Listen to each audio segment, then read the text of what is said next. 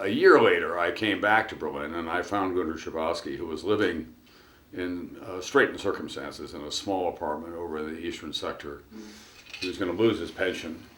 And he said to me, I had no idea that what I was reading would set off the events that it did. And it was pretty clear that this new policy grew out of the chaos on the eastern side of the Politburo. I've always believed that you had not the first-rate people running East Germany. Honecker had been kicked out at that point.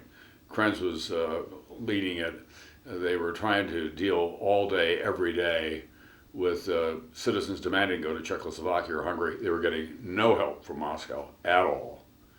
And so they came up with this policy, and Schabowski said, we believed that the citizens of the GDR would leave and then return and live behind the wall as they always had, but they would just have more freedom of travel.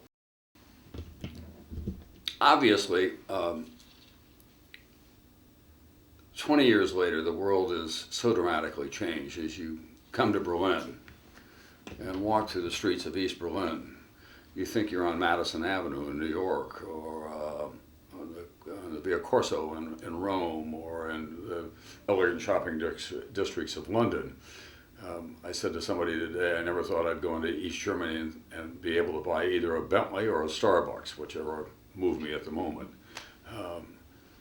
And then in the whole of Germany, this was a very bold and, I believe, courageous undertaking to unite the country, given the enormous financial costs, the political risk that came with that. And I know that this country is still working its way through all of that. We are, in contemporary terms, I suppose, accustomed to having our greatest problem solved overnight. It's what I call the shake and bake mentality. You just can't have what happened in Germany in the post-war years alone. That kind of trauma come to an end and expect all the wounds to be healed instantly. Think about Germany and what it's been through in the last 120 years. World War I, the Weimar Republic, the rise of Nazi socialism and Adolf Hitler, the beginning of World War II, and all that meant to this country in terms of destruction and the deep, deep stain on Germany as a result of the Holocaust and the willfulness of the people who joined behind Hitler to try to conquer the world and impose on the rest of mankind these twisted and bitter beliefs.